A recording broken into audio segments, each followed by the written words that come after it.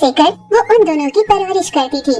ऐसे में एक दिन उसके घर के पड़ोस में ही उसे मजदूरी का काम मिल गया था। मही चील वहाँ की कॉन्ट्रैक्टर थी। कुछ दिनों तक काम करने के बाद टूनी चिड़िया ने मही चील के पास जाकर कहा, सुनिए साहब, मुझे कुछ पैसों की जरूरत है।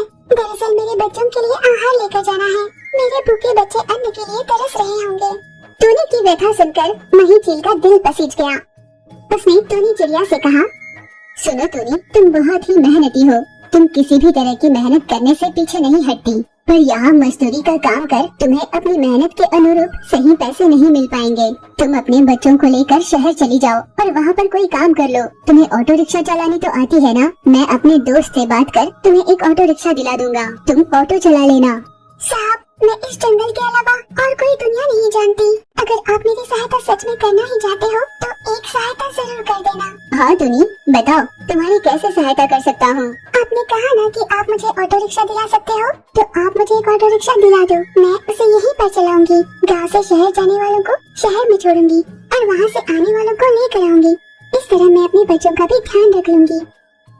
अच्छा, मैं अपने दोस्त से बात कर लूंगा और जल्द से जल्द तुम्हें ऑटो रिक्शा दिलाने की कोशिश करूंगा। और हाँ, ये पैसे रख लो, तुम पैसों के लिए ही आई थी ना? तुमने इतने दिनों तक जो काम किया उसी की कमाई है ये। टूनी पैसे लिए वहाँ से जा ही रही थी कि मही ने पीछे से फिर से आवाज लगाई और उसे बुला लिया। टूनी, मैं तुम्हें ऑटो रिक्शा तो दिला दूंगा, पर हर महीने तुम्हें उसके पैसे भरने होंगे। इस पर टूनी बोली, ठीक है साहब, ऐसा ही करूँगी। कुछ दिनों बाद मही चील टूनी के घर जाने लगा। उस समय टूनी अपने बच्चों को खाना बनाना सिखा रही थी। टूनी, तुम्हारा ऑटो रिक्शा आ गया, बाहर आकर देख लो।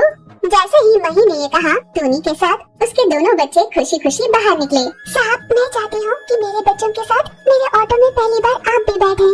टूनी ने उन सबको ऑटो रिक्शा में बिठाया और पूरे जंगल में एक चक्कर लगा कर आई। टूनी को ऑटो रिक्शा चलाते हुए चीचू कौवा ने देखा और मन ही मन कहने लगी, पिछले इतने दिनों से पेट्रोल के दाम बढ़ गए हैं, इसलिए मैं अपनी गाड़ी चला नहीं रही। अब जब टूनी ने ऑटो रिक्शा ले ही ली है तो मुझे भला पेट्रोल की क्या समस्या होगी। तभी वहाँ पर लूसी कबूतर भी आ गई।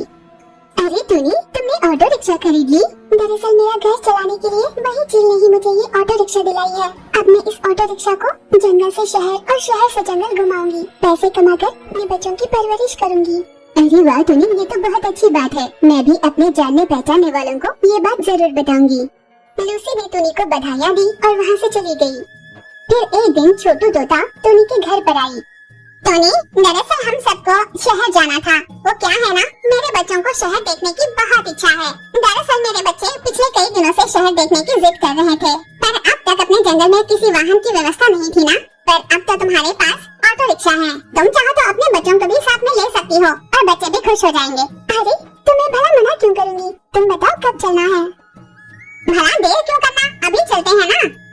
फिर टूनी ने छोटू और उसके बच्चों के साथ अपने बच्चों को भी ऑटो रिक्शा में बिठा लिया।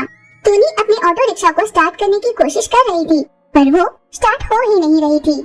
कल रात ही तो शहर से लौटते समय मैंने टैंक फुल कर पेट्रोल भरवा लिया था और अब इसमें एक बूंद भी पेट्रोल नहीं। टूनी ये कह रही थी कि पास वाले पेड़ पर बैठे चीचू कौवा ने कहा, अरे बाप रे, अगर मैं यहीं पर रुकी तो इसे मुझ पर ही शक हो जाएगा।